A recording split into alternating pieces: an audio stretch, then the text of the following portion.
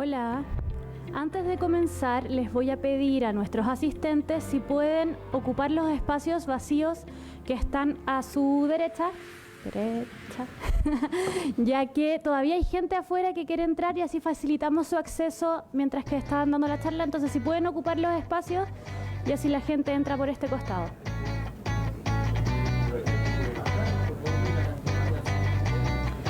Sí, pero es más fácil para que ellos se sienten después y no se crucen.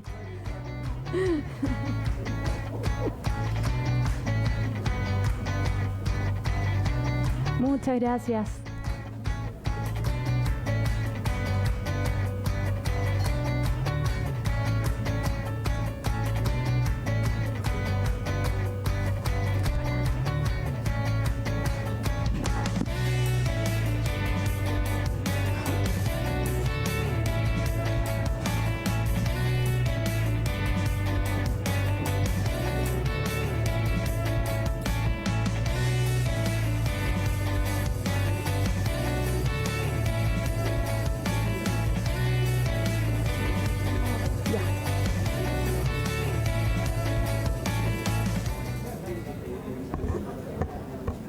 Bien, entonces, muy buenas tardes a todos. Les damos una cordial bienvenida a la charla Los fraudes financieros, una perspectiva, jornada organizada por UNegocios del Departamento de Administración y la Escuela de Posgrado de la Facultad de Economía y Negocios, Universidad de Chile. Saludamos al equipo de UNegocios que nos acompaña esta tarde. Daniela Cerda, subdirectora de Gestión Docente y Servicios, Carolina Quinteros, jefa de Comunicaciones y Marketing Corporativo, y Rodrigo Antipán, subdirector de Coordinación Docente Corporativo. Ahora le damos la más cordial bienvenida a nuestros charlistas. Jorge Berríos, contador auditor de la Universidad de Chile y MBA Tulane University. Cuenta con posgrados en finanzas avanzadas en las universidades de Stanford, Georgetown y Harvard. Saludamos también a Mauricio Daza, abogado y magíster en Derecho Penal y Procesal Penal de la Universidad Diego Portales, posgraduado del programa de Litigación Avanzada AU Washington College of Law.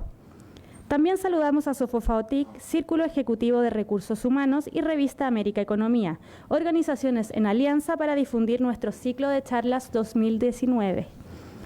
Les contamos que este evento se está transmitiendo vía Facebook Live para todo Chile y Latinoamérica. Saludamos también entonces a todos quienes nos acompañan desde la distancia. Para romper el hielo, los quiero invitar a seguir nuestras redes sociales e interactuar con nosotros usando el hashtag EventosUnegocios, lo pudieron ver en el video, y la etiqueta @unegocios a través de Twitter, Facebook, Instagram o LinkedIn. Los invito a tener su teléfono celular a mano durante la charla. Pueden subir una foto, un comentario, pueden subir una reflexión, lo que ustedes gusten. Entre todos quienes nos etiqueten, al final de este evento sortearemos un pequeño obsequio, así que estén atentos. Seguimos rompiendo el hielo. Ahora los invito a ponerse de pie, ubicar a alguna persona que tengan a su alrededor que no conozcan para poder interactuar en 2 minutos y conversar sobre sus motivaciones para venir a esta charla o su experiencia profesional. Entonces tienen 2 minutos, pueden ponerse de pie y comenzamos. También pueden intercambiar su tarjeta de presentación.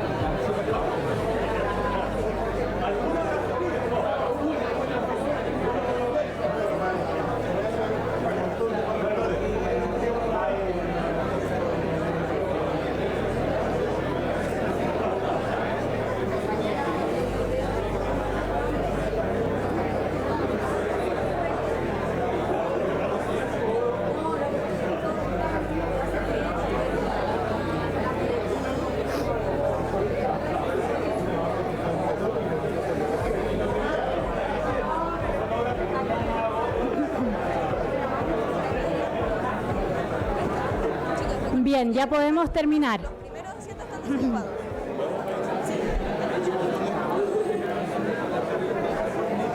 Estimados, ya pueden tomar asiento, por favor.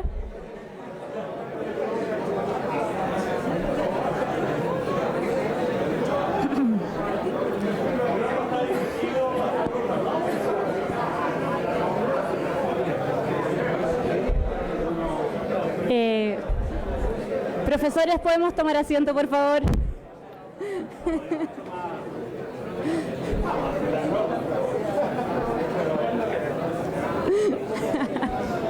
Bien, al final de la charla hay un café donde pueden seguir compartiendo, ¿ya? Entonces, muchas gracias por su buena disposición y su entusiasmo. Veo que les gusta conversar. Les comentamos entonces que el día de mañana les enviaremos una encuesta de satisfacción por correo electrónico que esperamos puedan responder. Su feedback es muy importante para nosotros, por lo que entre todos quienes contesten la encuesta, sortearemos una beca libre arancel para el curso presencial Blockchain para los negocios, a realizarse durante el mes de octubre. El ganador será anunciado durante la próxima semana a través de nuestras redes sociales y de forma individual, por supuesto. Así es que estén atentos a la encuesta. En el correo que les enviaremos también podrán encontrar enlaces para acceder a las fotos del evento y a la presentación expuesta esta tarde. Ahora sí entramos en materia. Para comenzar, dirigirá a ustedes unas palabras de apertura Rodrigo Antipán, subdirector de Coordinación Docente Corporativo en Unegocios. Te invitamos a pasar adelante, Rodrigo.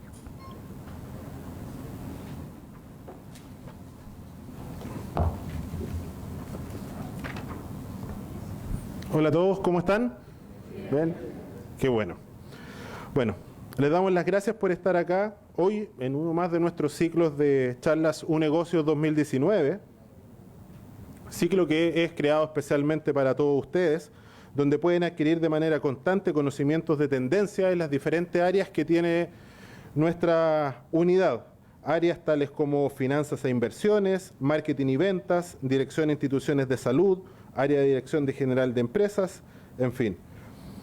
Áreas en las que se enfocan principalmente todos nuestros programas de formación de negocios, tanto para personas como para programas in company.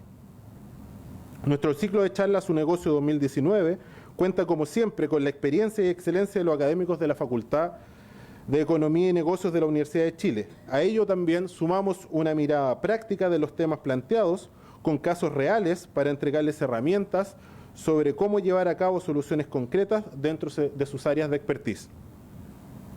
Ya en nuestro tercer año, este ciclo, nos sentimos orgullosos de haber recibido aquí, en este auditorio, a más de 2.500 profesionales, donde más del 90% de ellos reconoció un fortalecimiento en sus conocimientos. Como subdirector de Coordinación de Soluciones Corporativas Unegocios, quiero decirles que nuestro principal objetivo es acompañar la carrera de crecimiento de nuestros alumnos y exalumnos, pues como Universidad de Chile, lo que buscamos es aportar al desarrollo de las organizaciones y personas para potenciar y sustentar el crecimiento del país. Y además, desde el 2018, llegamos también a Latinoamérica, vía streaming y vía programas de formación. Hoy, en nuestra 11ª charla del año, nos acompañan los profesores Jorge Berríos y Mauricio Daza. Ambos les agradecemos por estar aquí con nosotros y compartir sus conocimientos respecto a fraudes financieros en Chile desde su perspectiva. Muchas gracias.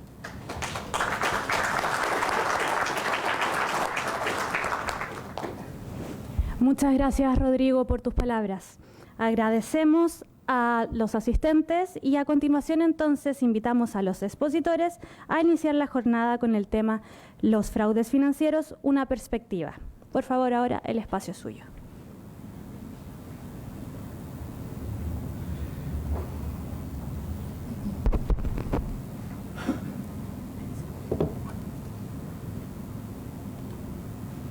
Antes les quiero agradecer sinceramente la concurrencia y esperamos un tema que es bastante complejo, tratarlo de hacer fácil y no tan polémico, da lo que está pasando en la coyuntura. Okay, esto lo hemos hecho en conjunto con Mauricio, así que le agradecemos sinceramente y una perspectiva, ¿en qué sentido? Vamos a hacer una introducción, los fraudes financieros, vamos a hacer análisis de caso y principalmente después algunas consultas. La idea principal hoy día es tratar algunos temas, que ustedes vean algún tipo de información y vean en realidad de casos que ya pasaron o actuales, cuál era la información que existía al mercado, cómo reaccionó el mercado, y para que se den cuenta que en general los fraudes, más que un mito urbano, es una cosa que se puede detectar, se puede ver, y simplemente es porque uno no quiere ver simplemente, o porque el cerebro, el lóbulo izquierdo con el derecho no están funcionando, o como uno quiere, se hace nomás y no quiere entender que las cosas están pasando. Esa es la perspectiva de lo que vamos a tratar de ver hoy día. ¿Ok? Hago un disclose. Principalmente esta es una actividad académica, por lo tanto cualquier discusión que esté detrás es simplemente académica y no es una opinión, sino que herir a nadie, sino que simplemente una discusión de tipo académica. ¿Okay? Lo principal, el tema de los fraudes, es definitivamente si somos ignorantes financieramente, si los organismos que le cae fiscalizar, como la CMF u otros, en realidad no lo hacen, o solo vemos lo que queremos ver porque no nos interesa o en realidad no estamos atentos al mercado, o simplemente maldad, que también es factible en los fraudes. Principalmente uno cuando se enfrenta a esto, a los fraudes tanto internos en las organizaciones como en los procesos, uno dice a nuestra gente no comete fraude, a nosotros no nos puede pasar. Lo hubiéramos sabido y habríamos revisado las áreas críticas. Si hay un fraude, lo habríamos detectado. El daño no será de importancia, por lo tanto lo podemos manejar y nos quedamos callados. Estamos cubiertos porque el área de cumplimiento, el área de riesgo, tiene todo esto controlado. Esas son semánticas que nosotros siempre pensamos con relación a este tema. Pero aquí es donde viene por qué se crean las tormentas perfectas o por qué estamos creando algunas tormentas más allá de lo posible. Les voy a mostrar simplemente un video para que entendamos y también nos relajemos un poquitito, porque esto se trata de las dos cosas. Ha llegado al centro aquejado de fuertes remordimientos. Ha sufrido un cuadro de ansiedad y luces. Ahora se ha contigo a cobrar unas comisiones por dar un permiso para instalar una feria sin licencia. Vamos, ha ido a hacer así y me ha pegado un calambrazo en seco el túnel cardiano que me ha llevado hasta la billetera. Se trata del síndrome de honestidad pálida. Los niveles de demencia e integridad manifiestan que es incompatible con el servicio público. Para casos de interés graves como el suyo, el único tratamiento posible es el trasplante de córnea. En muchas cosas en nuestra perspectiva está pasando hoy día en nuestro país y en muchos países de Latinoamérica. ¿Qué es lo que está pasando en términos de tormenta perfecta? Principalmente estamos, independiente que para algunos estamos en decaída, pero sigue teniendo un auge. Y eso significa que las tasas de costo de capital son relativamente bajas. Y hoy día nadie va a empezar a pedir un spread de un 6%, un 8%, un 12% un instrumento. Y si hay alguien que está dando un 12%, a lo menos me merece algún tipo de deuda, más que el Banco Central está bajando la tasa expectativa. Por lo tanto, si los bancos están funcionando a una tasa de costo fondo 0,35, 0,40, es imposible que alguien esté dando 6% mensual o 10% mensual, como algunas empresas de Forex dieron hace 2 o 3 años y quedó la espantadera de quiebra, digamos. La decadencia de algunos valores morales, algunos incentivos mal colocados, alta expectativa de los analistas tienen tremendas expectativas, dan tremendas expectativas y les voy a mostrar que las expectativas no funcionan mucho después con la realidad y terminamos perdiendo el 80% de nuestras inversiones. Altos niveles de deuda, muy fuertes sobre todo a niveles personales, enfoque en las reglas más que en los principios, falta de independencia en las decisiones, codicia y tema aspiracional que estamos muy fuertes, y un tema que dije conmigo, estamos mal formados, estamos mal educados y en realidad le damos al robo, punto, o a los fraudes, un tema más interno a las personas. Es importante prestar atención a cuáles son las señales que está al mercado y entender si el mercado dio señales o no. Ahora en retrospectivo uno puede decir, pucha, si lo hubiera visto, pero veamos si en realidad en algunos casos que hemos tratado, vamos a tratar, el mercado dio algunas señales bastante claras con respecto a algunas cosas. ¿Qué es lo que estoy viendo realmente o quién quieren que yo vea con relación al mercado? ¿Ok? Del punto de vista finanza, y es donde yo me desenvuelvo, a diferencia de Mauricio, que es más en el tema abogado, las finanzas son como el cerebro para mí, tiene dos lados, el lado izquierdo que es cuantitativo y el lado derecho que es cualitativo.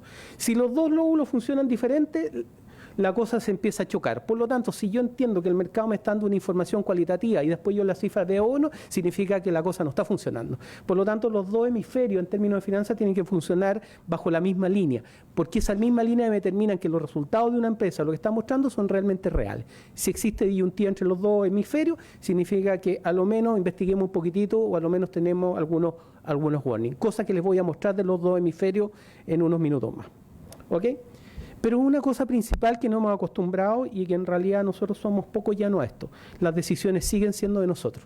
Yo no entiendo que una persona, cuando vaya a firmar a una empresa, esté firmando un contrato que esté radicado en Islas Vírgenes Británicas, siendo que las inversiones se están haciendo aquí en Chile. Entonces, no sé si una persona cuando hace una inversión y le dicen que es de altísimo riesgo, altísimo, ni siquiera de alto, no es de riesgo, de altísimo, pone la plata en ese tipo de inversión. Entonces, ahí es donde yo digo, ¿sabe qué más? No, hay un tema que las decisiones también son de tipo personales, puede que falte educación financiera, pero las decisiones también son de tipo personal. Y eso no hay que olvidarlo. ¿Ok? Desde el punto de vista formal mío, ¿por qué se producen los fraudes? De mi punto de vista, pues vamos al tema académico. Es principalmente porque existe la fantasía. Todos queremos aspiracionalidad hoy día y si las tasas son bajas queremos ganar más plata, lo que es lógico, yo también. Queremos hacer más negocios y existe un poco de fantasía en las cosas. Y como existe la fantasía, se produce un poquito el fraude.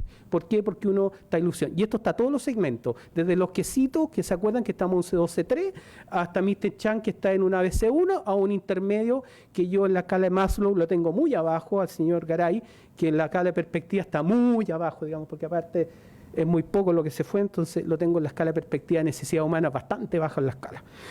Y por eso se produce el fraude, y yo llamo la última cosa la tontera. Como persona inteligente se pueden meter en cada cosa, yo creo que por algo de que conversamos de aspiracionalidad y en un mercado que está en auge, o como estamos en nuestro país, intentar inversiones del 6 o 7% no son netamente reales. ¿Ok? Si vemos un poquito académicamente, el fraude, ¿por qué se produce? Por tres elementos que se conjugan. Primero, la oportunidad de la persona. Se presenta la oportunidad y pega el manotazo o roba. La segunda es la presión de sus congéneres, la presión del medio, porque quiere ganar más plata, la rentabilidad baja, el desempleo, alto estrés, presión interna. Se produce la presión para que la persona robe. La racionalización. Empleados poco satisfechos, tienen mayor habilidad para racionalizar acciones propias, que es la racionalidad de la empresa, robo porque tengo que robar. Y por último, como decíamos, la oportunidad, que se presenta la oportunidad para que la persona o las empresas tienen tan laxos los sistemas de control que la persona va a robar o va a cometer un fraude en distintos ámbitos, público o privado. ¿Ok? Y aquí una descripción de lo que es la necesidad o problema resuelto, la autojustificación. Yo robo porque me corresponde, o porque son tan malos los empleadores que a mí me corresponde robar, o es mío, es un derecho adquirido, digamos, por así decirlo. ¿Ok? Sí es importante lo que se llama las asimetrías del mercado. Hoy día estamos en mercado asimétrico. ¿Qué significa asimétrico? Todos tenemos información. La CMF, antigua SBS, tiene los balances de todas las compañías aquí en Chile desde el año 99 para adelante digitalizados. Tiene las juntas accionistas, las sanciones, los aumentos de cabeza. No hay nada que no esté. La Bolsa de Comercio tiene todas las transacciones y acciones. Entonces, cuando uno dice no existe información, sí existe y está bastante fácil buscarla. El problema es que mientras exista asimetría no va a producirse un fraude. ¿Cuándo se produce el fraude? Cuando se logra romper la asimetría y la persona no logra ver lo que está pasando o no logra captar la información que le está dando el mercado, y por eso le hacen el fraude en diferentes ámbitos. Desde las estafas piramidal, Ponzi o cualquiera que ésta sea, es porque la persona piensa que es un buen negocio y le rompen la simetría de lo que quería estar viendo con relación a la información que da el mercado. ¿Ok? ¿Se acuerdan del personaje? No lo trato por nada, sino porque está en mi escala un poco más abajo. Pero muchos de ustedes o muchas personas le creyeron. En esta universidad había un personaje que le llamábamos el cantante, porque no podíamos decir el nombre, porque si no, como los señores abogados nos mandan querella, que era Montaner, le decíamos que quebró 3 empresas y más de una corredora, y nosotros aquí le decíamos el cantante para evitar cualquier tipo de querella subyacente. No voy a ir nunca a la televisión porque todos los que han ido están presos, entonces prefiero no asistir. Pero ustedes le creyeron a este personaje, le creyeron por admiración, por credibilidad, por la ropa que vestía, por confianza. Y ese es el problema, ¿por qué le creyeron? Él tenía con Versap una empresa de exitosa negocio y terminó siendo una vulgar estafa piramidal. y simplemente porque le creyeron a una persona, confianza. ¿Por qué confían? Si es algo que en finanzas uno se enseña desde chico, que en la confianza está el peligro y uno, no es que no deba confiar, pero lo menos preguntar. Y si no entiende, pregunte 3 veces, si tienen que contestar las preguntas, porque es la mejor manera de tener cuidado y no verse involucrado en un fraude financiero. ¿Ok? Simplemente, perfecto, ¿qué es lo que entiende la Real Academia de la Lengua como un fraude? Una actitud contraria a la verdad y a la rectitud que perjudica a las personas contra quien se comete. Después Mauricio le va a explicar, pero yo he intentado descubrir en qué legislación está el fraude y no está definido. Que una cosa no está definido legalmente aquí en Chile. Sí el tema del fraude público, pero no el resto de los fraudes, no están definidos. Entonces partimos por una cosa que se da por estafa y otras cosas o por delitos tributarios, pero no porque exista el fraude determinado como fraude financiero. ¿Ok? Y hay cosas bastante importantes. El caso más emblemático en Estados Unidos es Enron, pero de lo que hablamos, de lo que es la oportunidad, la presión y la racionalización, cuando la persona tiene la capacidad de robar, es intrínseco a la persona. Y como es intrínseco a la persona, no podemos cambiar a la persona. Si viene mal hecha, es imposible, no la vamos a cambiar. El otro día, en la empresa donde asesoro, despedimos un cabro joven y que se robó 2 lucas. Y le preguntamos por qué. Porque la vi ahí. Y porque a mí me corresponde, y si está ahí es mía. Por lo menos fue sincero. Pero es porque tiene la capacidad, y eso es intrínseco a la persona, no lo podemos cambiar. Lo otro que es intrínseco a la persona es que existe un motivo justificado. La persona entiende que existe un modo justificado para hacer el fraude, para estafar. Y la que sí podemos actuar es cuando se presenta la oportunidad, entendiendo que si tiene la capacidad y existe el motivo, cortarle la oportunidad a través que no se le presenta a la persona la oportunidad. Y eso es donde se puede actuar en términos de procedimientos, normas y reglas. ¿Ok? Y entender que hay 2 tipos de fraude, contra la organización y hay algunos a favor de la organización. Yo lo hice porque yo lo hice a favor de la organización. Y eso también es intrínseco. Y hay algunos casos con connotación nacional que algunos entienden que el fraude no era contra la organización, no, porque era a favor, era porque me correspondía. Entonces también entender que existe estas 2 dimensiones en el caso de los fraudes. ¿Ok? Simplemente, por ejemplo, una regla que se llama la regla 10-80-10. El 10% de las personas son honestas, el 10% de las personas son simplemente deshonestas y el 80% de las personas se mueven de un extremo a otro. En la realidad, menos del 10% de las personas son completamente éticas, menos del 10% de las personas son completamente inmorales y más del 80% de las personas depende de los incentivos que se tengan. Por eso que volvemos a sentir que depende de la persona. ¿Ok? Tal como habíamos visto un poco al inicio, veamos una visión en perspectiva de algunos casos en Chile. Por favor, hay algunos casos que son bastante connotados, pero veámoslo en la perspectiva de la información que es. Esto ya se reconoce errores donde dice contingencias por 43 millones, de decir 43 millones. Disculpe, jefe, me equivoqué. ¿Ok? La clínica Las Condes, el año 2015, se le desaparecieron 12.000 millones de pesos cuando se migró a SAP. Eso me hace cuadre contable, pero bueno. Y simplemente, no porque es un caso de actualidad, sino la Polar, que ya está más tocado, pero les voy a tocar desde el punto de vista la Polar antes y la Polar hoy día. Y qué información existe en el mercado con respecto a la Polar. Y qué información debieron haber de un paradigma de información, que dicen, no había información, nos engañaron. Yo le digo, no, había toda la información. Los analistas se equivocaron o no saben leer estado financiero. Entonces, ahí es donde yo entro un poco en una lista de chequeo. Revisen los estados financieros, hagan un par de índices. Si una cosa tan simple como una planilla Excel, y se los voy a demostrar de la información que había o que hay después, y ustedes se van a sorprender un poco con algún tipo de información aquí, con respecto a algún tipo de información. Lo primero, la Polar hasta el día de hoy día, desde el punto de vista del estado de flujo efectivo, es decir, la caja, nunca ha tenido operacionalmente flujo de caja positivo. El año 2005 perdió 29.000 millones de flujo operacional, 42.000 millones el 2007, el 2008 había perdido 68.000 millones y el 2009 había perdido 44.000 millones de flujo operacional.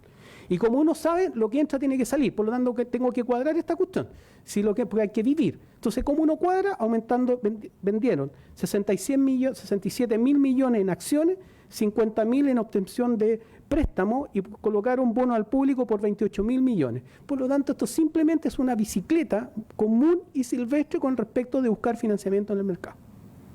Así, punto. Otra cosa que deben haber visto, Análisis estructural, transforma el estado de financiación en porcentaje, deudores por venta. El año 2002 los deudores por venta del total de activos el 34%. 55. Me están diciendo que el 55% de todos los activos eran las cuentas por cobrar y no las revisaron, significa que ni siquiera revisaron las partidas. En el caso de la misma época, Falabella tiene 18, que es un negocio financiero por esencia de prestar plata, y en el caso de Ripley, que es más arriesgada, tenía 21. Ya, algo bastante simple que se le enseña a un alumno de tercer año o segundo año en la universidad, índice financiero, así es simple. Periodo promedio de cobro, es una cosa tan fácil como periodo promedio de cobro. El 2002 eran 92 días, 343 días, y el ciclo completo con conversión de efectivo eran 390 días.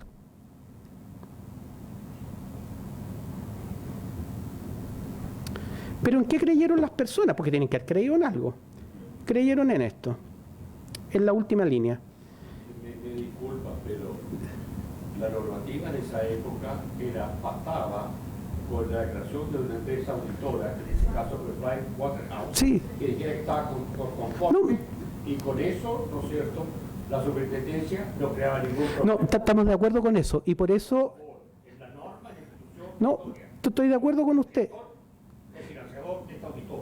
Estamos de acuerdo con usted, yo también soy auditor, pero lo que estoy presentando es simplemente una información para una persona que tiene que leer información y entienda que de repente la información va más allá de la toma de decisiones. El año 2002 teníamos un 4,3% de utilidad y el año 2009 un 10,3%. La rentabilidad del sector industrial no supera el 5%. El mercado lo sabía. Estamos de acuerdo con eso, por eso esa es la idea de esta charla, digamos. Pero veamos un poco más profundo, porque veamos qué pasó hoy día. Porque una cosa es ver qué pasaba en el futuro y qué pasó hoy día. Y simplemente para distender un poco, yo les voy a mostrar algo que simplemente para un poco de entretenernos un poco. Esta es la memoria de la Polar del año 2010, que es la que presenta antes de que pasara junio del 2011. Y por favor, no es contra ninguna persona ni nada. La publicidad de la Polar la hizo Zamorano, del Transantiago y Zamorano, por último, por karma no hay que invertir. ¿Ok? Y le tengo harto aprecio, pero para que vean ustedes de repente que los karmas funcionan. Pero veamos algo coyuntural para que digan qué pasó hoy día.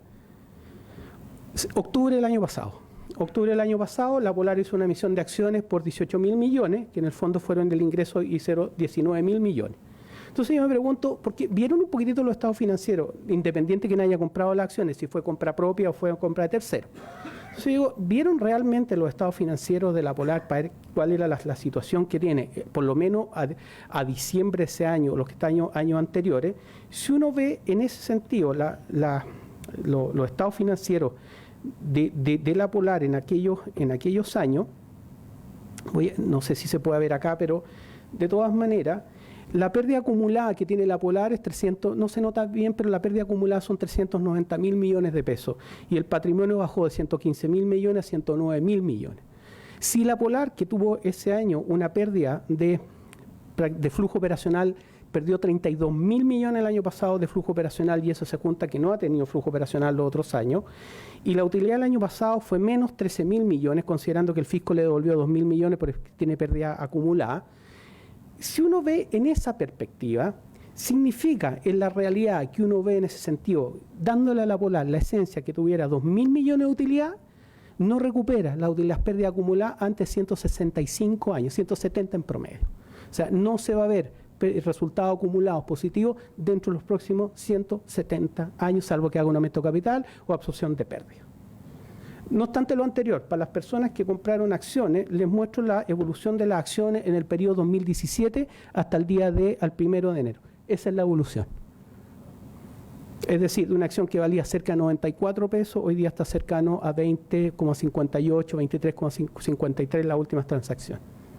Significa que bajar de 90 a 20 significa que una persona perdió cerca de 70 pesos por acción en el plazo de menos de un año y medio.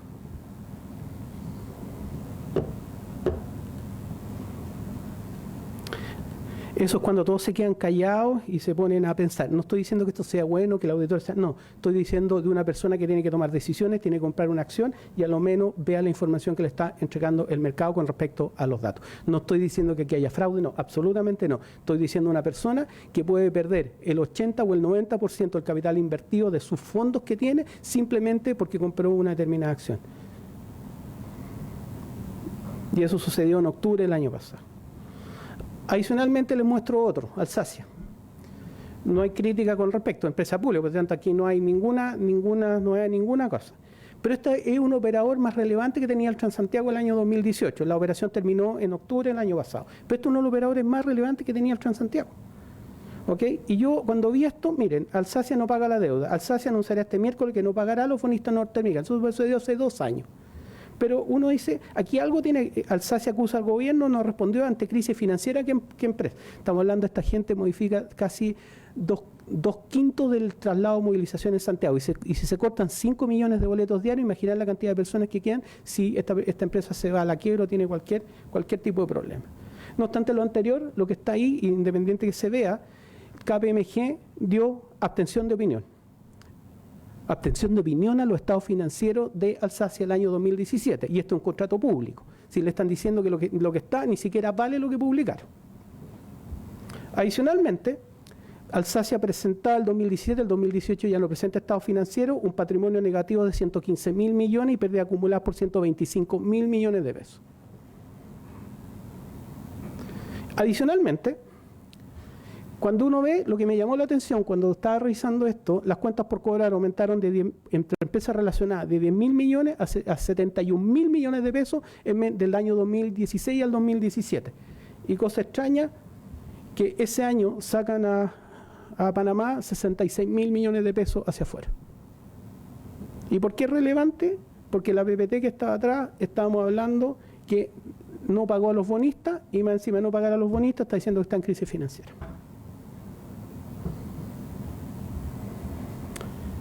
Por lo tanto, lo que uno, aparte si uno va a la nota de lo que es las máquinas, están depreciadas casi en un 95%. Es decir, todas las máquinas que anduvieron de un año de Alsacia durante el año 95, pero en 2018 en la calle, estaban todas depreciadas y valían nada. 0. No estoy diciendo que esto sea malo o bueno, significa información que las personas tienen que tener y los administradores de contratos. ¿Okay? La idea era presentarle una visión de que entiendan que la información en los mercados existe y se puede observar, se puede tabular. Esto puede dar, significa que la persona puede tomar sus propias decisiones y su propia. Es simplemente eso. A veces la realidad supera en realidad a la ficción de las cosas. Eso es lo que quería mostrarle hoy día con respecto a lo que son estos casos de, algunos casos con notación. Dejo con usted a Mauricio, que les va a dar otra perspectiva.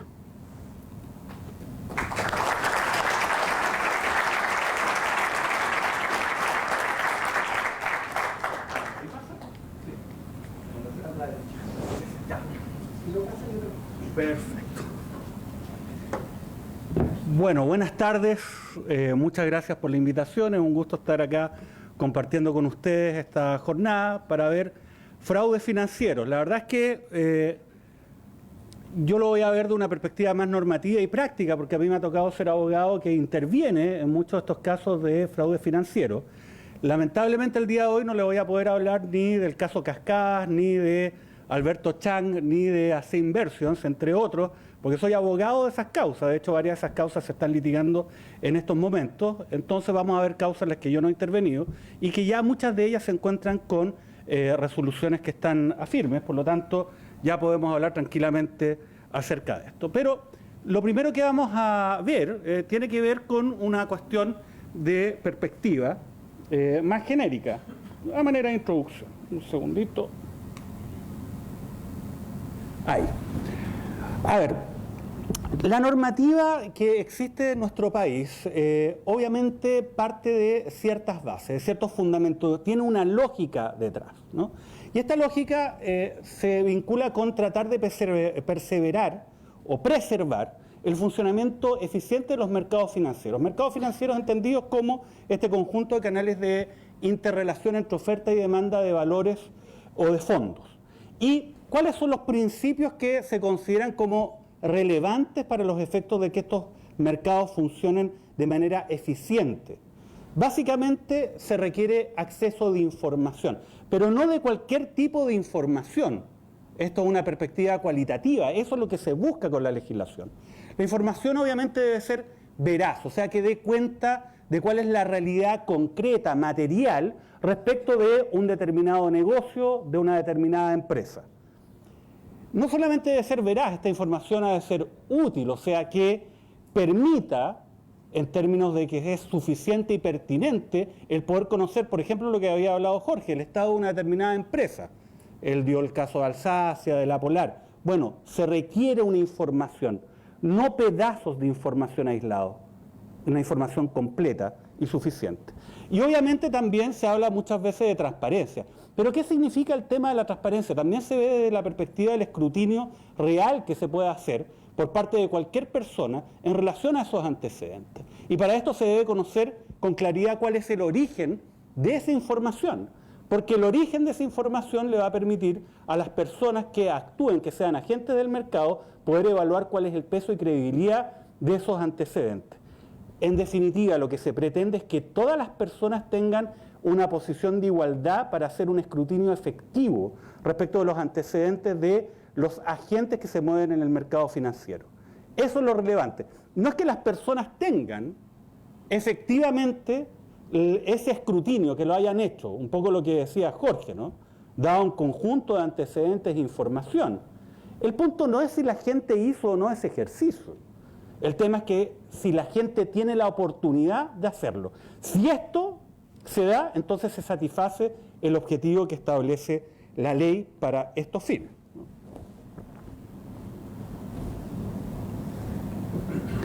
Ahora,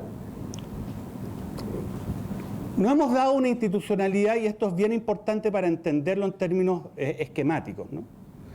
La institucionalidad, básicamente en nuestro país legal, normativa, tiene por finalidad, por una parte, prevenir y sancionar lo que son estos atentados en contra de los principios que deben fundamentar el funcionamiento adecuado del mercado. Y además también se establecen mecanismos para reparar, que son ámbitos que operan de manera distinta y que por lo tanto dan pie a la actuación de distintos agentes cuya reglamentación obviamente se vincula con estos objetivos. Hay obviamente una institucionalidad para la prevención y sanción de estos tipos de incumplimientos, de infracciones, de vulneraciones a las normas que pretenden amparar estos principios que hemos hablado. Están estas infracciones de carácter administrativa. Y acá entonces nos encontramos con la Comisión para el Mercado Financiero, que es un ente administrativo público, el cual básicamente tiene por finalidad precisamente fiscalizar y en su momento, si es necesario, el poder sancionar. ¿Por qué vía? A través de multas e inhabilidades. Ese es su ámbito, prevención y sanción administrativa, a partir de la actuación del Estado. Por otra parte, respecto a aquellas infracciones que son consideradas como especialmente graves, entonces la institucionalidad señala de que no es suficiente una simple multa o establecer inhabilidades. Es necesario fijar sanciones que sean mucho mayores. Y en ese ámbito entonces está el proceso penal, el cual se vincula precisamente con estas infracciones, que es un catálogo reducido, no es cualquier infracción precisamente a las normas que pretenden amparar el adecuado funcionamiento del mercado. Son solamente aquellas que constituyen atentados especialmente graves. Y aquí ya la Comisión para el Mercado Financiero no opera, sino acá la lógica es distinta. La lógica es de un proceso penal donde hay una entidad denominada Ministerio Público que tiene por finalidad investigar los delitos y en su caso llevarlos a un juicio frente a un juez que tiene un rol imparcial y que finalmente ante las peticiones del Ministerio Público y las defensas de los imputados establece o desestima responsabilidades criminales. ¿En qué se concretan estas responsabilidades? Penas privativas de libertad. También hay multas y también hay inhabilidades, pero lo específico, ¿no?, de este ámbito de responsabilidad es precisamente las penas que son privativas de libertad.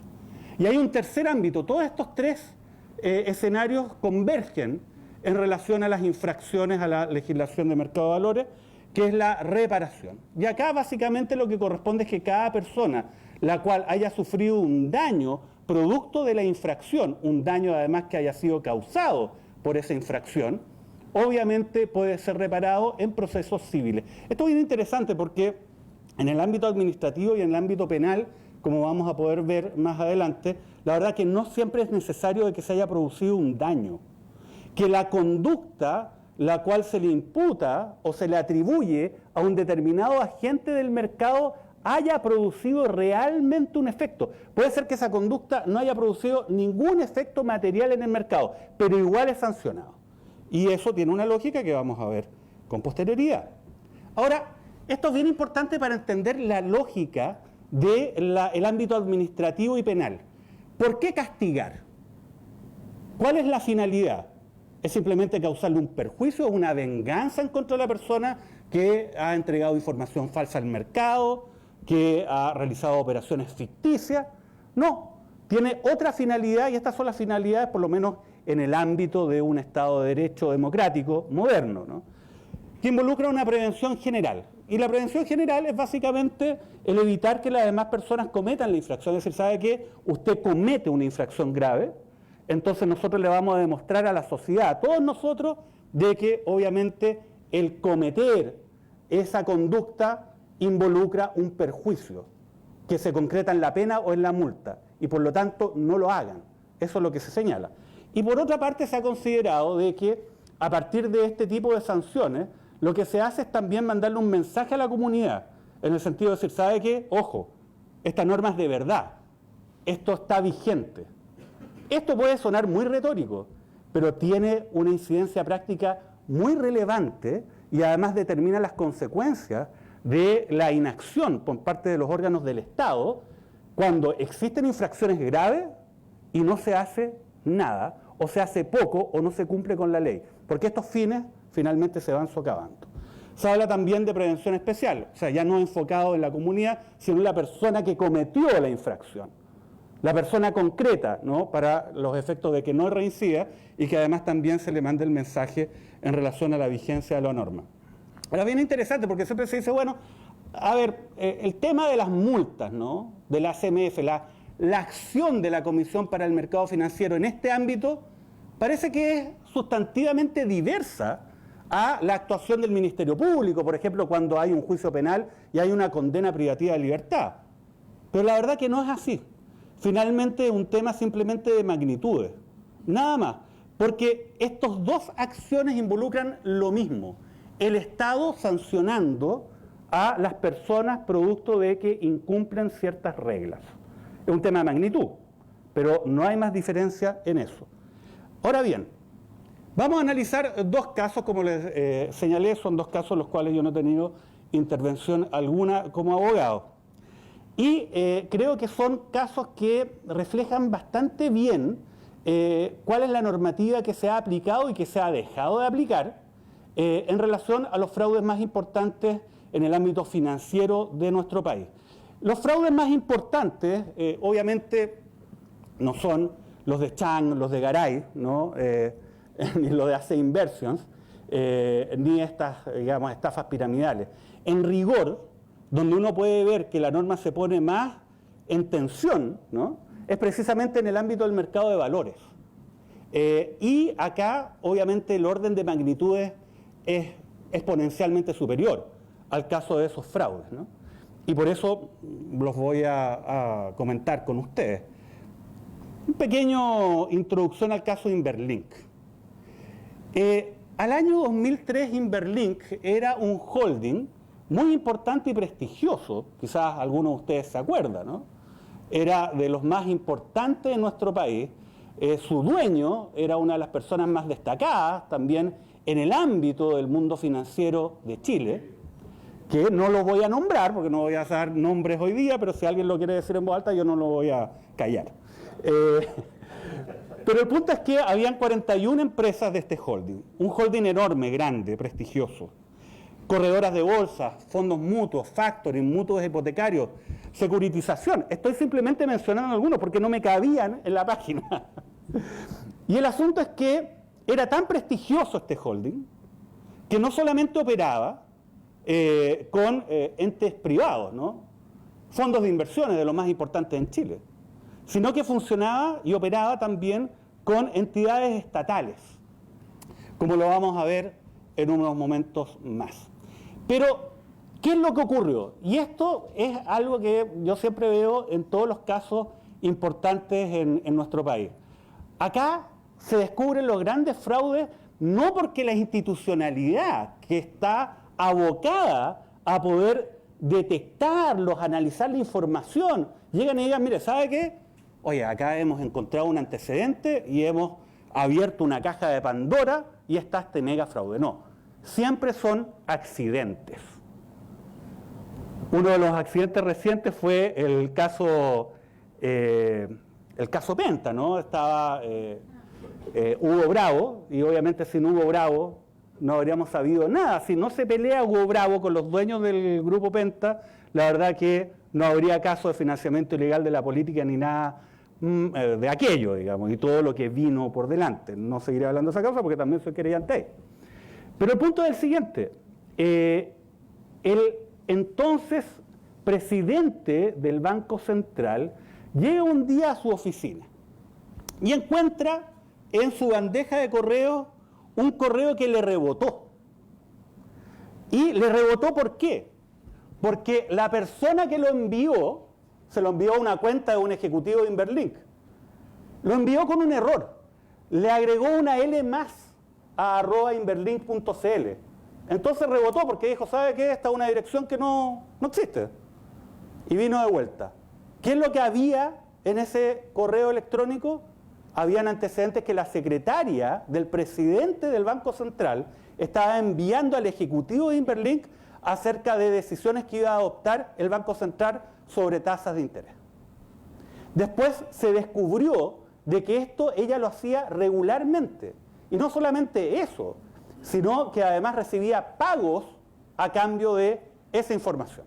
Pero la investigación siguió y se descubrió que no solamente el Banco Central le estaba entregando información anticipada sobre decisiones de tasa, se descubrió que el Instituto Nacional de Estadística también le enviaba información a Inverlink de manera anticipada sobre variaciones del IPC. Y se descubrió también que se mandaba información por parte de la Superintendencia de Valores y Seguros respecto de acciones de fiscalización que iba a realizar la entidad respecto de empresas del grupo Inverlink antes que se concretaran.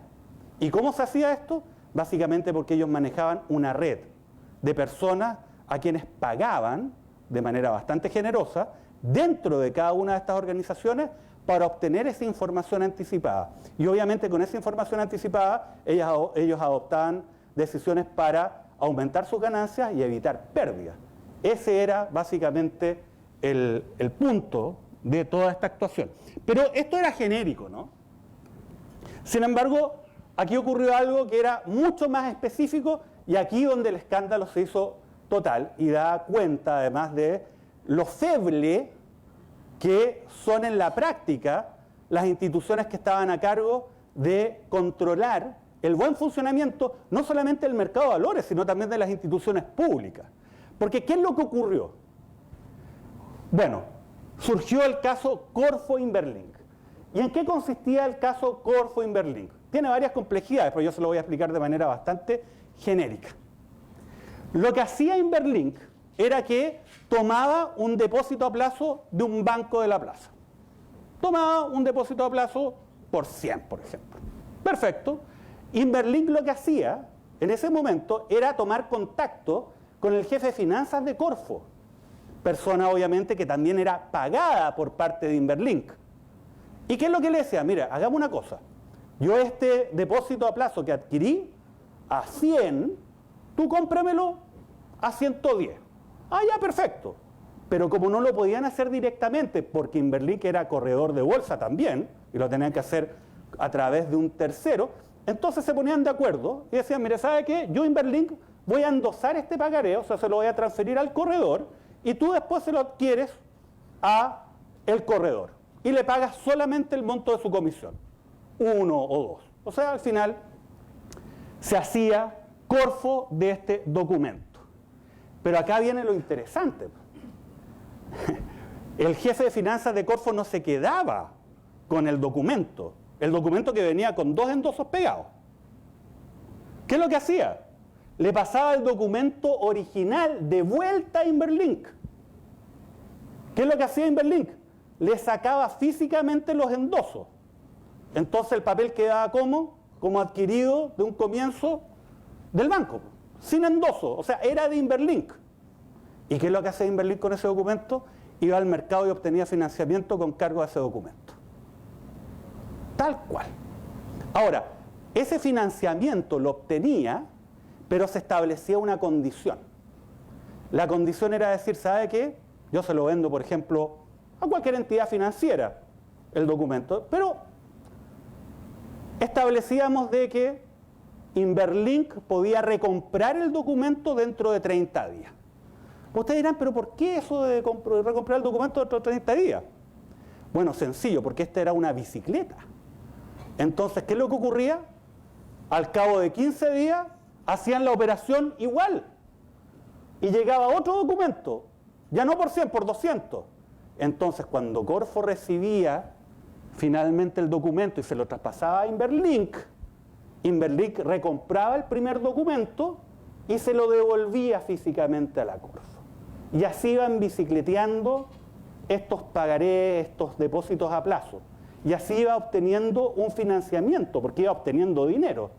30.000 millones de pesos obtuvo Inverlink a partir de este mecanismo. 30.000. Y así se financiaba y obviamente mostraba al mercado estados que eran notables, pues si todo el mundo quería ir a Inverlink a colocar sus fondos para que rentaran. Era un rendimiento increíble, ¿no?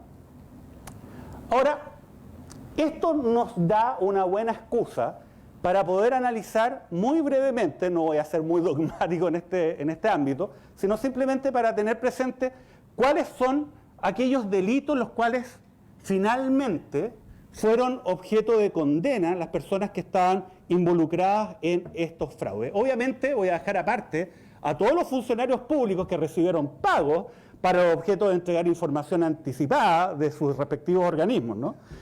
Y además también a quienes recibieron otro tipo de beneficios de Inverlink que fueron sancionados por cohecho, entre malversación de caudales públicos, entre otros. A ver, esto es bien interesante porque la Ley de Mercado de Valores establece y sanciona conductas de manera muy genérica, incluso con penas de cárcel en caso de infracción. Como por ejemplo, acá se señala, es contrario a la presente ley efectuar transacciones en valores con el objeto de estabilizar, fijar o hacer variar artificialmente los precios. Obviamente se pretende resguardar la transparencia del mercado de valores. Pero fíjense, acá lo que se castiga finalmente es realizar estas operaciones, aunque sean reales, cuando la finalidad no es lícita. ¿Por qué? Porque en el fondo, si usted trata de estabilizar, fijar o hacer variar artificialmente los precios, lo que usted está haciendo es engañar al mercado. Ustedes dirán, ¿pero cómo se hace eso? Bueno, sencillamente puede ser de que yo me pongo de acuerdo con una empresa determinada y durante una semana yo adquiero un conjunto de acciones de una determinada compañía y después se las vendo a la persona con la que me puse de acuerdo un determinado valor con la finalidad de impulsar al alza el precio de esa acción. Ojo, en este caso todo es real. Yo de verdad compré las acciones. Yo de verdad se las vendí a la persona con la que me puse de acuerdo. No hay mentira alguna. Pero la finalidad es ilícita porque no es transparente respecto al mercado. De nuevo volvemos. Información que sea veraz, real, completa, transparente. Eso es lo que se requiere en un mercado para que funcione adecuadamente. Fíjense, esto es bien interesante porque acá ni siquiera se castiga el que realmente se haya obtenido lo que se pretendía. O sea, por ejemplo, una acción que salía a 10, nosotros queríamos impactar su valor para que se moviera a 12. Resulta que no se movió a 12. Se mantuvo en 10. Incluso pongamos otro ejemplo. Bajó a 8. Da lo mismo, porque acá el resultado no es relevante. lo que se castiga precisamente es el fin ilícito, el no haber transparentado el fin que se tenía al momento de realizar este tipo de actuaciones. Eso es importante porque fíjense lo duro que es finalmente la normativa. No requiere un perjuicio, un efecto, nada. Incluso operaciones que son perfectamente reales, igual se castigan. Ojo, y se castigan con cárcel, además de la multa, y con penas que son bastante altas. Y la especulación, porque la especulación forma parte de los mercados. ¿Cómo se trata la especulación? Ahora vamos, porque esta obviamente no es la única, el único supuesto. Fíjense, es contrario a la presente ley efectuar cotizaciones o transacciones ficticias respecto de cualquier valor, ya sea que las transacciones se lleven a cabo en el mercado de valores o a través de negociaciones privadas. Aquí la situación es distinta. Como se fijaron en el primer caso, son operaciones reales, pero que se hacen con una finalidad que es considerada ilícita. Acá son operaciones que son ficticias, no son verdaderas. Y fíjense, da lo mismo de que se hagan en bolsa o fuera de bolsa. Ustedes dirán, a ver, pero ¿cómo se puede dar este caso? Bueno, sencillo. De hecho, se da. Y se ha dado. Yo el lunes a las 9 de la mañana vendo un paquete de 10.000 acciones de una determinada compañía a un tercero, que es mi palo blanco. Y se la vendo, por ejemplo, a 8. Mi palo blanco, 3 minutos después, la vende esas mismas acciones a una empresa relacionada mía a 12. Ustedes dirán, pero bueno, es similar al caso anterior. Sí, pero es que acá hay algo distinto. Yo nunca quise vender y él nunca quiso comprar. No es una operación real. ¿Se fijan? ¿Por qué? Porque yo le traspasé estas acciones a las 9 de la mañana y las mismas acciones él me las revende a una empresa relacionada o a través de una empresa relacionada a las 9:03. Son actuaciones ficticias. No había una voluntad de vender, no había una voluntad de comprar. Y esto se puede hacer en la bolsa o se puede hacer a través de transacciones privadas. Acá lo que se castiga es la mentira, no el objetivo ilícito. Ahora, obviamente se supone que hay un objetivo ilícito en todo esto. Y ustedes dirán, ¿pero por qué no se castiga el objetivo ilícito? Porque si se castigara el objetivo ilícito, esto sería letra muerta. Porque en la práctica probar ese objetivo ilícito es muy difícil. Y lo que se quiere es resguardar de manera eficaz el mercado de valores y su correcto funcionamiento. Por eso que se establecen estas figuras. Estas figuras, bueno, nosotros, típicos abogados, tenemos palabras raras y conceptos particulares para designar las cosas. Pero son llamativos, ¿no? Se dice que es un delito de peligro abstracto. ¿Qué significa eso? El manejo en estado de ebriedad. Para ponerlo de una manera concreta, si ustedes lo pillaran manejando en estado de ebriedad en medio del desierto de Atacama, sin que exista ninguna persona a su alrededor y por lo tanto sin poner en riesgo absolutamente a nadie con su manejo en estado de ebriedad, usted iría a la cárcel igual por manejo de estado de ebriedad. ¿Y por qué? Porque la ley presume el peligro. El peligro no es en concreto, no es analizar, a ver, usted estuvo manejando en el desierto de Atacama, había alguien ahí, podía impactar a alguien, podía chocar realmente, puso en peligro a alguien. No, da lo mismo que en concreto haya puesto en peligro a alguien. Se supone que usted puso en peligro por el solo hecho de cometer la conducta. ¿Por qué se hace esto? De nuevo, para poder facilitar la aplicación de la ley. Porque si usted tuviera que probar de que puso en peligro concreto con esta conducta el buen funcionamiento del mercado, la posibilidad en la práctica de poder sancionar este tipo de transacciones ficticias, la verdad que sería poca, sería más bien letra muerta. Una linda norma, pero que no tendría ninguna aplicación. No se requiere una voluntad o fin específico, como lo que habíamos hablado en el primer caso. Basta que sean ficticias. Ahora, La otra, estas son las tres conductas base, ¿no?, que se sancionan en nuestra legislación de mercado de valores para los efectos de poder resguardar el buen funcionamiento del mercado. De nuevo, ninguna persona podrá efectuar transacciones o inducir o intentar inducir, fíjense, lo nimio, ¿no?, de la conducta, intentar inducir a otra a la compra o venta de valores regidos o no por la ley de mercado de valores por cualquier acto, práctica, mecanismo, artificio engañoso o fraudulento.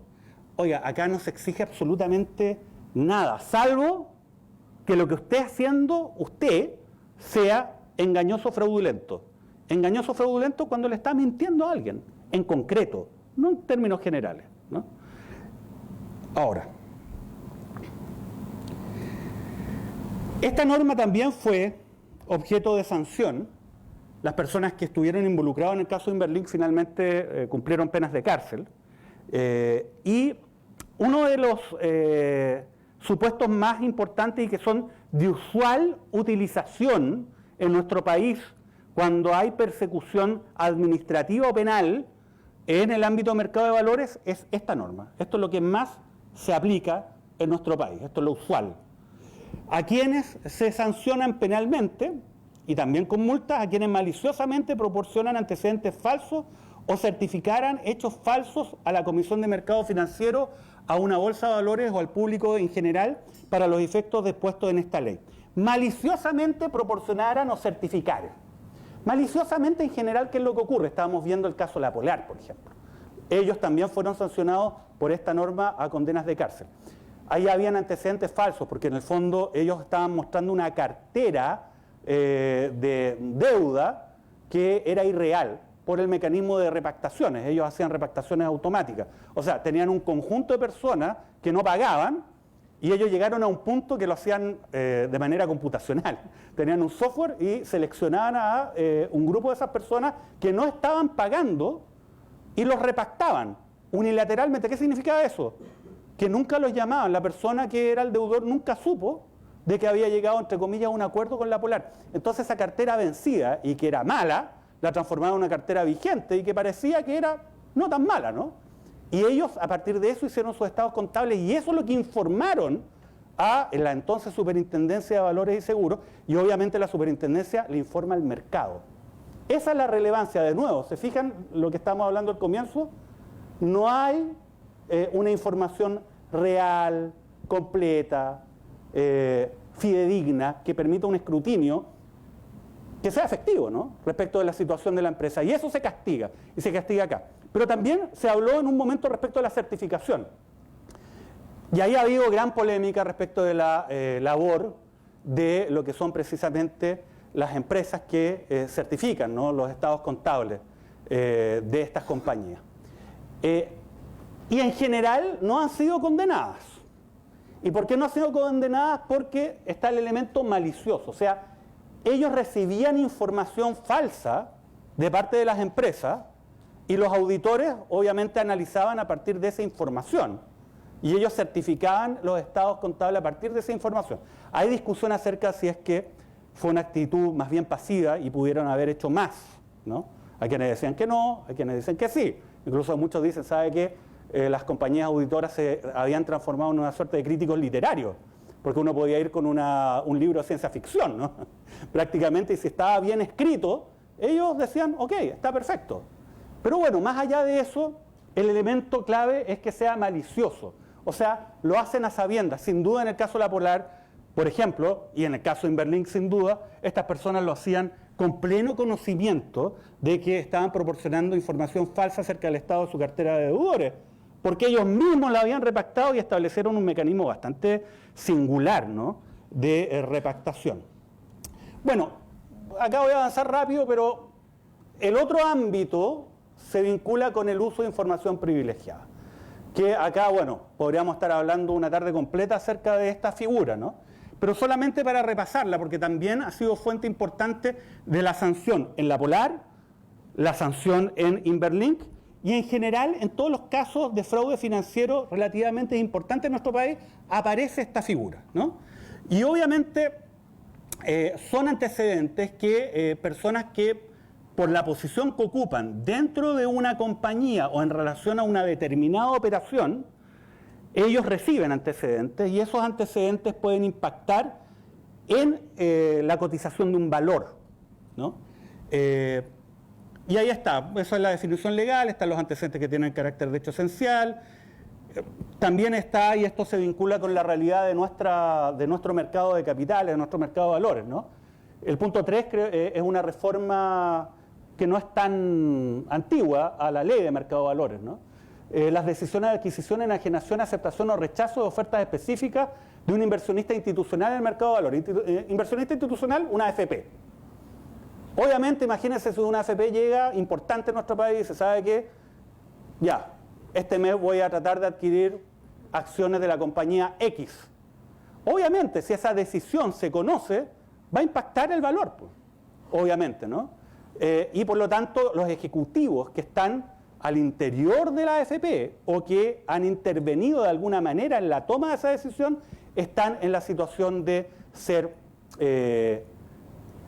poseedores de información privilegiada y obviamente ellos no pueden utilizarla. Hay prescripciones, una vez que es muy importante. Siempre hay prescripciones. Eso es relevante. La Securities Exchange Commission no prescribe los delitos. Prescriben en 20 años.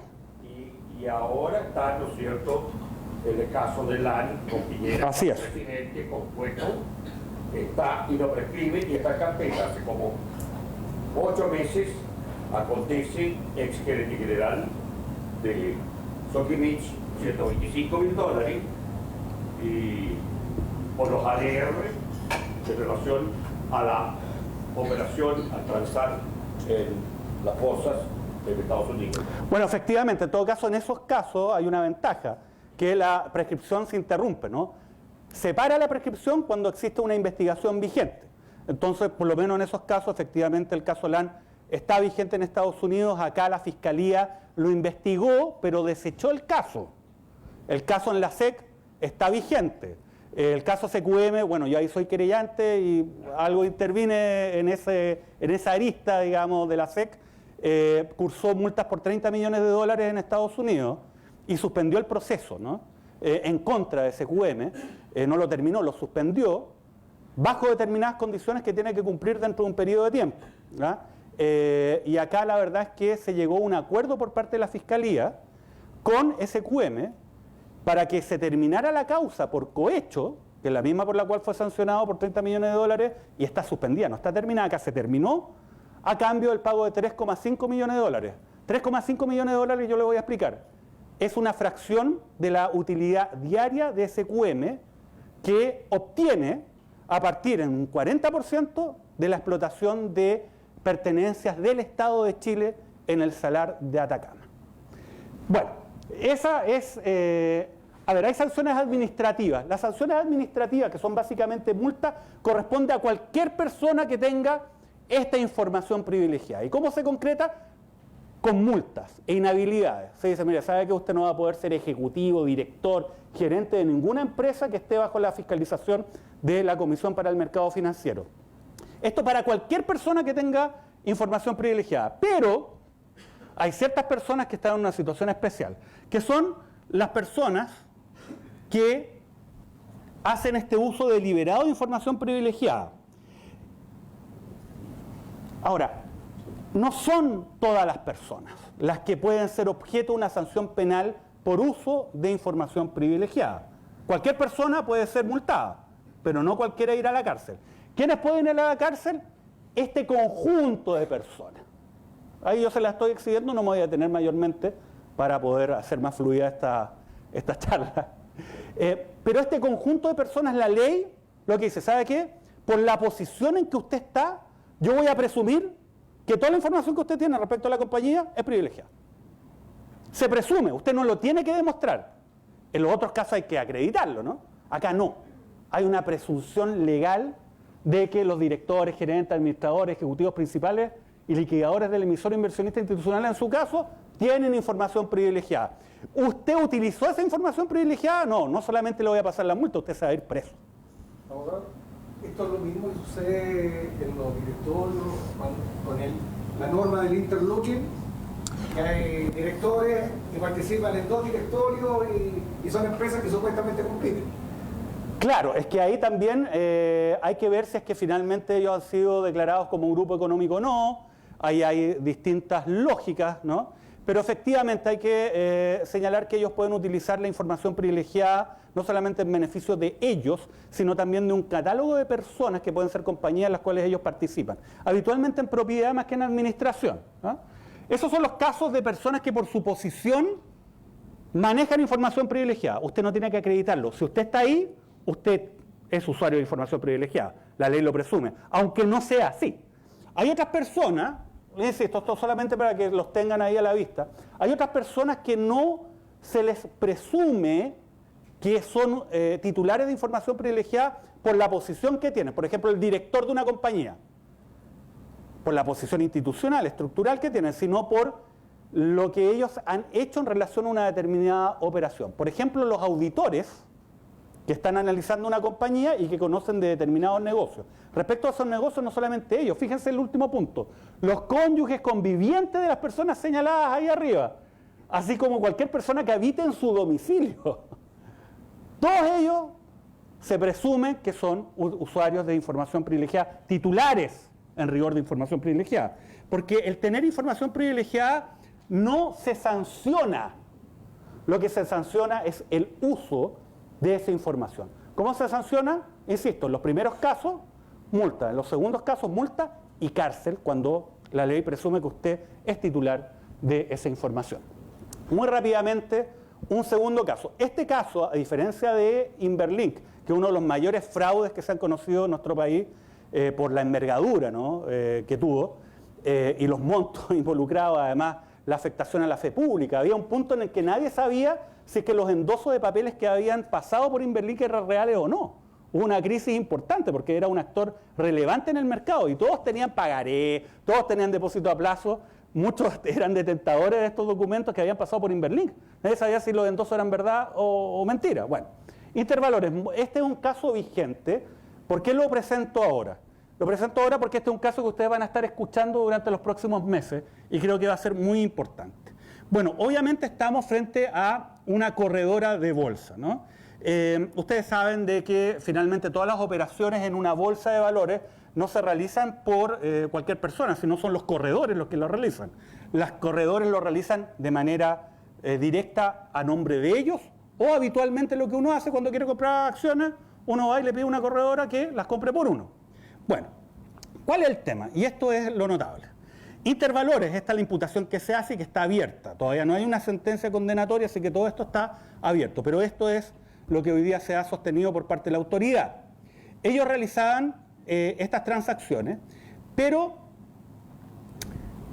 ellos debían mantener, como son los que operan en la bolsa, y como cuando ellos compran o venden, son las corredoras, ellas las que se hacen responsables de esas operaciones, y no pueden excusarse de que su cliente no les entregó plata. Por ejemplo, si yo llego y compro $2 millones en acciones, por encargo de una empresa X, y me lo encargan a mí como corredor, y resulta que la empresa no llega con los $2 millones, yo corredor tengo que colocar el dinero.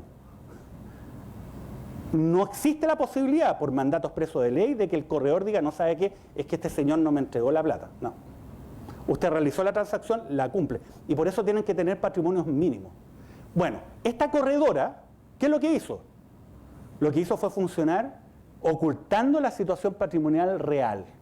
¿Y qué es lo que hizo? Y fíjense, a esto se le pasó a toda la autoridad fiscalizadora, se le pasó al mercado en general. O sea, el mercado chileno no detectó de que Intervalores incluyó en su contabilidad activos por más de 390 millones de pesos que no existían y omitió pasivos por 140 millones de pesos que no existían. Y a partir de eso le mintieron a diario a la SMF y al mercado en general entre octubre del año 2017 y mayo del año 2018, y lo que hicieron fue presentar índices de patrimonio, índices de liquidez y índices de solvencia absolutamente falsos. Que es lo que hizo la SMF. Una de las primeras sanciones importantes que este nuevo órgano se ha aplicado. Recordemos que la SMF es un comité, es un consejo, que es integrado por distintas personas que reemplaza la figura unipersonal de la Superintendencia de Valores y Seguros. Y en este contexto, un segundito, se aplican entonces estas sanciones, que yo diría que son las sanciones más importantes que ha aplicado esta nueva institución. En el ámbito administrativo, ¿se acuerdan que yo les dije que estaba este tema de las multas, ¿no? Pero también hay una causa penal. Estas personas se encuentran formalizadas, estuvieron en prisión preventiva, ahora están en arresto domiciliario nocturno y están a la espera de que se termine la investigación. Después de la investigación, la Fiscalía, que es el órgano que está a cargo de llevar la investigación criminal, la SMF ya no forma parte de la ecuación. Una vez que termina la investigación, ellos pueden decidir, ojo, ya los voy a llevar a juicio, les voy a levantar cargo y vamos a ir a un tribunal y ahí vamos a tratar de establecer que estas personas son culpables o inocentes. Lo segundo puede decir, ¿sabe qué? No, yo me he convencido que estas personas son inocentes y cierra la causa con un sobreseimiento, o dice, ¿sabe qué? No sé si son inocentes ni culpables. Y cuando yo no sé si son inocentes ni culpables, lo que digo es, voy a dejar la causa ahí, nadie va a juicio y queda ahí stand-by. Bueno, es matar la causa igual. Bueno, esa decisión todavía se encuentra pendiente, ¿eh? Respecto a las multas anteriores, los abogados de las personas involucradas recurrieron de apelación. Pero este es un caso Intervalores que es bien importante porque, insisto, da cuenta lo frágil que puede ser el mercado en cuanto a la información que recibe, la baja posibilidad de un escrutinio que hay, a pesar de todas las normas que hemos visto, para los efectos de poder evaluar cuál es la situación real, no de cualquier agente, pues acá no estamos hablando de una empresa, no estamos hablando de la Polar, estamos hablando derechamente de un corredor de valores. Para finalizar, y este es el mensaje que me gustaría señalarle. No basta con una legislación moderna y penas ejemplares. ¿Qué es lo que se requiere? Se requiere de una fiscalización real y eficaz.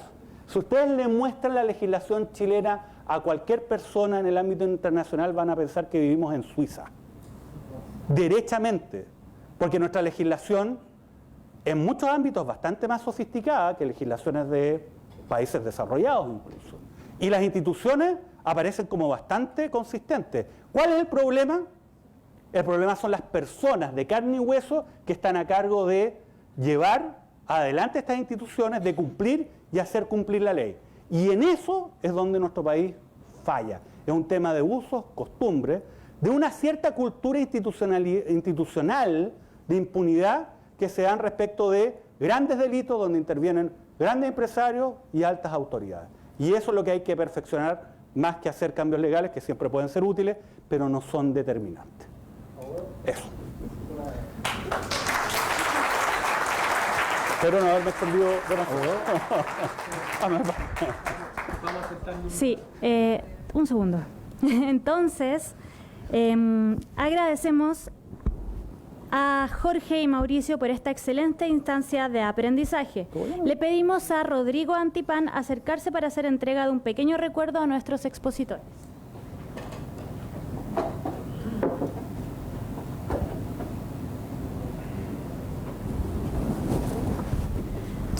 Eso.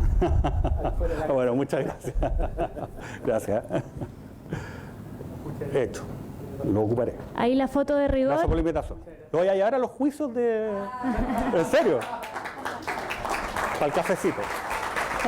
Muy bien, muchas gracias, Rodrigo. Agradeciendo a todos los asistentes por su participación en nuestra dinámica de redes sociales, felicitamos a Juan Pablo Poblete, quien posteó en LinkedIn, y le otorgaremos un libro de regalo. ¿Está Juan Pablo por ahí? Juan Pablo, ¿puedes pasar adelante? Un aplauso también para Juan Pablo.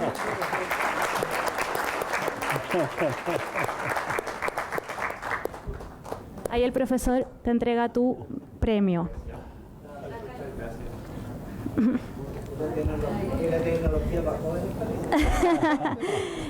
Agradecemos a los profesores nuevamente y ahora pasaremos a una ronda de preguntas. Solamente tenemos tiempo para 2 preguntas que ya están seleccionadas, así es que hacemos las preguntas y todos quienes tengan más preguntas las pueden hacer en el café. Ahí van a estar los profes respondiendo todo lo que quieran. Así que sí, partimos. Ya, gracias. Mi nombre es Fernando Pardo y gracias a los 2 brillantes expositores porque hemos aprendido mucho. Mi pregunta para el abogado señor Mauricio Daz. Usted tocó el tema de la fiscalización, pero yo creo que en Chile ahí está la falla, porque regularmente las personas que es el fiscalizador con las sillitas musicales, cualquiera sea el gobierno de turno, me da lo mismo.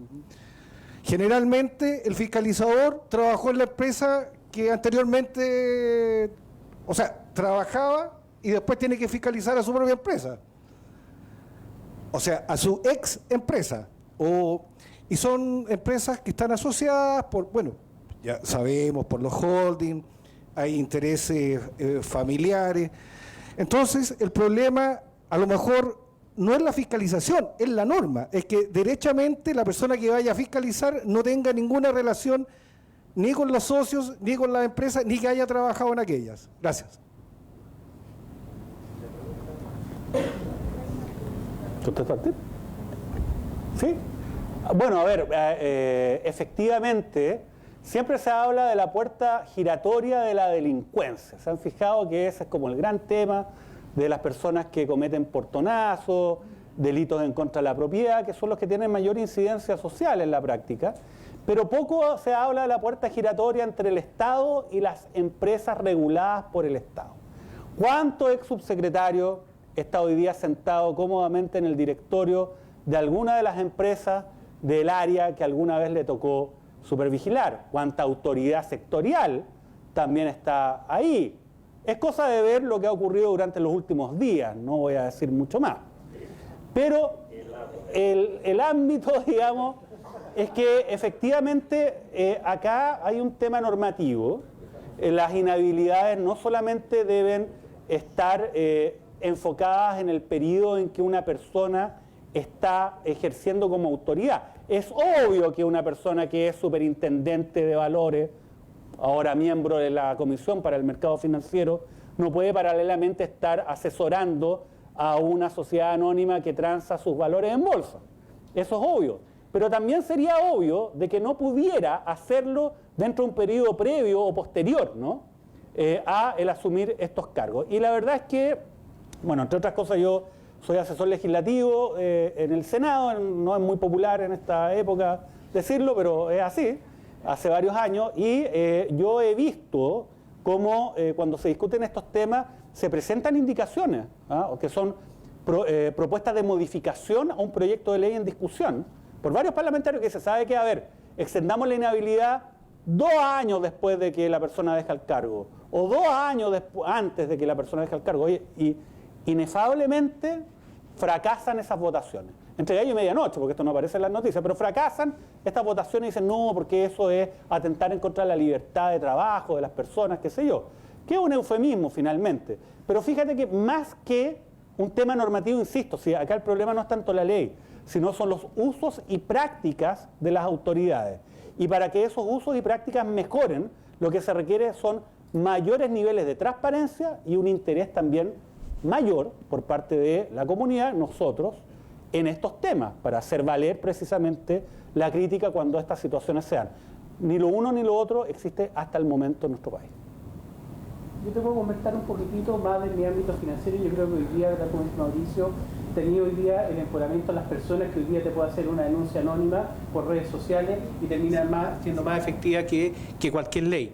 Te das cuenta de lo que pasó hoy día en el sur, lo que pasó con el tema del obispo de la iglesia pentecostal. O sea, hoy día las redes son muy fuertes en temas de poder actuar como un ente, no te voy a decir fiscalizador, pero hoy día muchos de los casos que están en boga ha terminado, como dice Mauricio, por una casualidad, pero las casualidades terminan siendo que se están abriendo muchas casualidades, digamos. Y yo creo que en ese sentido el empoderamiento de las personas está mucho más fuerte hoy día por el tema de la privacidad que te da las redes sociales, de poder poner en el tapete sin que sea juzgado o acusado determinado fraude o determinada de este tipo de situaciones. Bien, la próxima pregunta, sí. Hola, buenas noches, mi nombre es Mateo Urrutia. Mi consulta está un poco orientada, por ejemplo, a la frase que dice al final y pues también algo que me llamó mucho la atención alrededor de la presentación. Cuando ocurrieron hechos de fraude, luego mostraban como ciertas sanciones que ocurrían. Entonces, dentro del contexto en que hay un marco normativo bastante robusto, por lo que ustedes han dicho y por lo que explicaron, es bastante consistente y congruente, al final del día queda la sensación de qué ocurre con las sanciones, porque se nota que no son disuasivas al final del día. Tú acabas de mencionar que, por ejemplo, las herramientas de fiscalización se han aumentado mediante las redes sociales, que uno puede absorber información, los sistemas están mucho más concentrados, pero al final del día las sanciones que realizan al final del día no disuaden de que ocurran este tipo de hechos. Entonces, al final del día, ¿cómo se cuestiona o cuál es el enfoque al respecto? Bueno, obviamente eso es lo que habíamos hablado en un momento al comienzo, por lo menos de mi exposición. No era un ejercicio meramente, digamos, latero, ¿no? Al hablar acerca de la prevención especial o general, ¿no? ¿Cuáles son los fines de las penas y de las multas, ¿no? Porque hay que tener presente esas finalidades para ver si es que estamos aplicándolas bien. Porque si efectivamente, por ejemplo, una multa en un caso de fraude al mercado de valores corresponde a una fracción de las utilidades que quienes incurrieron en estas conductas obtuvieron producto de este ilícito, es un súper buen negocio. O sea, en el fondo decir, ¿sabe qué? Defraudemos, pero defraudemos en grande. Y en ese contexto yo creo que nuestras instituciones están al debe. Yo siempre he dicho que el Estado de Derecho en Chile es un buen proyecto, digamos, no es una realidad. ¿Y por qué digo eso, digamos? Bueno, porque uno ve en la práctica cómo operan las instituciones. Estas son opiniones personales, nuevamente en una actividad académica que en caso alguno representan a nadie más que a mi persona. Exacto. Y no necesariamente representan a los organizadores de este seminario, ni a las personas que están acá. Pero lo voy a decir de esta forma. En el caso SQM, la Superintendencia de Valores y Seguros cursó las multas más grandes de su historia, las más altas de su historia. Y lo hizo a partir de una norma que establecía de que la superintendencia podía aplicar sanciones de 15.000 UF o una fracción del monto de las operaciones involucradas, cuando hubiese mérito para aquello. Obviamente, en aquellos casos en los cuales la sanción de 15.000 UF no fuera suficiente. Bueno, resulta que habiéndose cursado estas multas y habiéndose recurrido a estas multas a la justicia ordinaria, hay un mecanismo. La superintendencia actual SMF cursa la multa y uno puede ir a la justicia normal, digamos, a objetarla. Y mientras fueron a la justicia normal a objetarla, se les ocurrió a los abogados brillantemente ir al Tribunal Constitucional. Y aunque ustedes no crean, yo no lo creo todavía leo el fallo y no lo puedo creer, el fallo declaró inconstitucional la norma que permitía aplicar sanciones por sobre 15.000 UF, porque iban en contra del principio de proporcionalidad. Fíjense. Entonces, ¿en qué situación quedamos hoy día? En que la multa máxima a partir del fallo del Tribunal Constitucional es de 15.000 UF. Conclusión y mensaje al mercado. Si va a defraudar, hágalo en grande.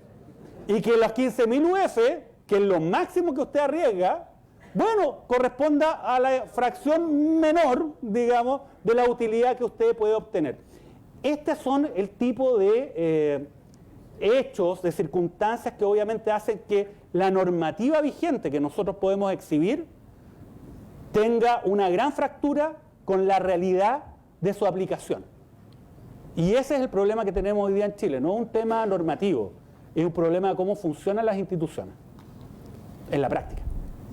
Pero proviene de las facultades que tiene el Tribunal Constitucional para hacer lo que hace. Claro, ahí ese otro debate. Lo que pasa es que de hecho yo estoy de acuerdo con que exista un Tribunal Constitucional. Lo que no estoy de acuerdo es que el Tribunal Constitucional esté integrado por personas que abusan de esas facultades a partir del hecho de que no hay un control respecto de lo que ellos deciden, para ponerlo de alguna manera. Esa decisión, que para muchos puede sonar aberrante, obviamente hay gente que le gusta esa decisión, pero como fuera, no puede ser revisada por nadie más. Y ellos lo saben. Y además, cuando usted tiene un tribunal constitucional que es designado a partir de un coteo político, porque así es un coteo político. Hay un grupo de personas que lo designa arbitrariamente, potestativamente el presidente de la República, y los que designa el Congreso se cuotearon. Es una cosa bastante burda. Un sector elige a uno, el otro, y qué sé yo, y todos aprueban, porque es un pacto tácito que tienen entre ellos. Entonces, obviamente, cuando usted tiene esa forma de que funcionan las instituciones en la práctica, da lo mismo lo que diga la ley. El resultado no va a ser aquel que va a concretar el objetivo que ya vimos. Prevención general, especial, positiva, negativa. Ese es el problema, a mi juicio, muy personal. Bien, muchas gracias por haber participado de esta jornada. Ahora los invitamos a todos a pasar a un café. Que tengan muy buenas noches. Ya. Y esta fue la última vez que me invitaron a la escuela de... Gracias. Que esté muy bien, ¿eh? Encantado. Encantado.